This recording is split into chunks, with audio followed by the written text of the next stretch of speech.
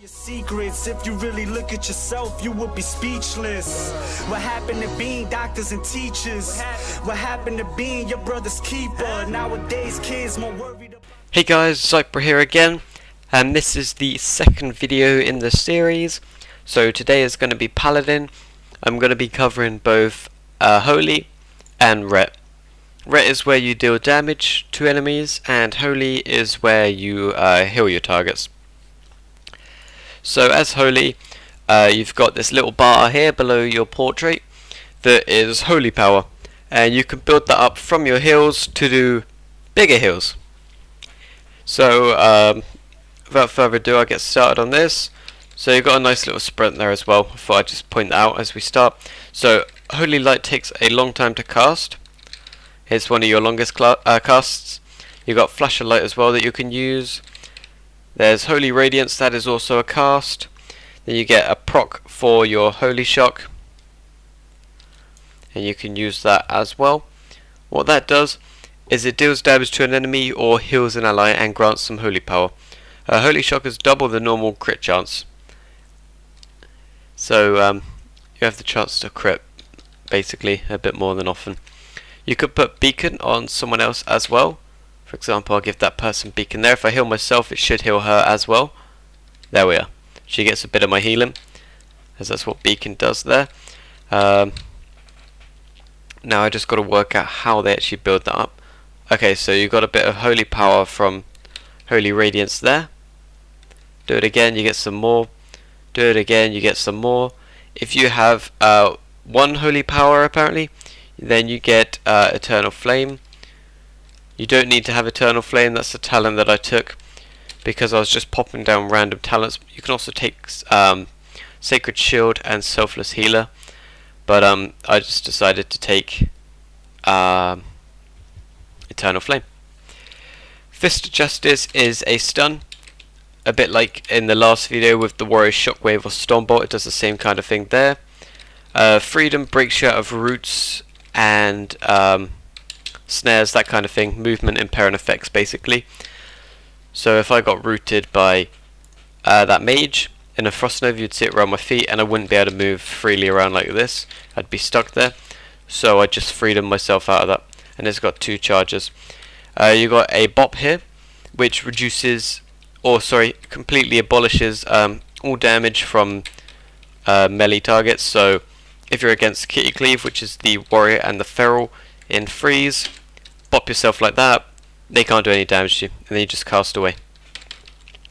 You also have a shorter cooldown here, which is Divine Shield, and that's one thing you need to look at in a paladin if you're fighting against them, or this is one thing you have to be careful about using on your paladin, because it's a wall. And basically what wall is it reduces the damage taken. So that's what people tend to call it in arena if you're using voice communications with them, which is a video I'm going to recommend at the end of this video that you go ahead and watch. It's a very helpful guide by myself about voice communication in arena, so be sure to check that out. Now what I've accidentally pressed is my wings, which increases the healing done by 100%. The haste, crit and damage done is increased by 20% as well. So I can just do a ton more healing with these wings, and it's kind of a last resort for you to use on your paladin to top your team up. Here we got Light of the Dawn. It consumes up to the 3 Holy Power. Everything I believe requires 1 Holy Power, but the more Holy Power you have, the stronger your abilities will be with the healing. And what Light Dawn does is it unleashes a wave of healing 6 injured allies within 30 yards. So if you're all taking damage, Light's Dawn, and it should heal the majority of your team. Can't guarantee if it will top them or not, but that's what it does. This ability generates Holy Power that will deal 30% damage and healing, and generates 3 charges of Holy Power for the next 18 seconds. So that's quite a nice move to be using, I believe. We'll see. Okay. So what it does do is it gives you all free holy power where you got it active. It's kind of nice. You got devotion aura here, which is your aura, and what it does is you can't get interrupted for a little while you're casting. So it's where you can get off free cast if your team's low and stuff. The cooldown on it is 3 minutes. It is quite long, so be wary of that as well. You got buff here. Now here's some seals.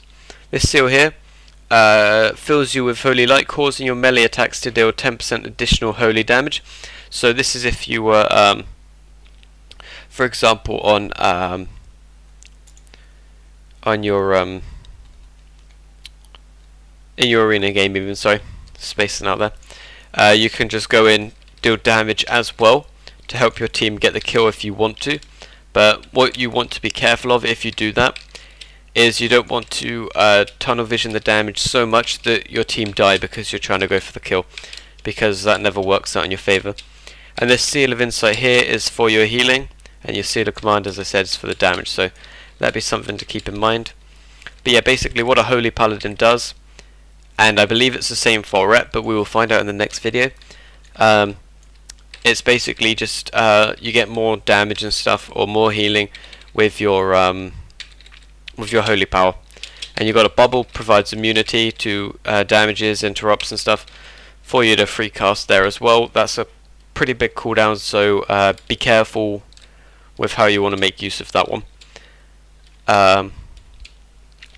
That's pretty much all I have to cover for Holy Paladin, really, so I will see you in the next clip on this exact same video for Rep Pala. Hope you enjoyed today's video.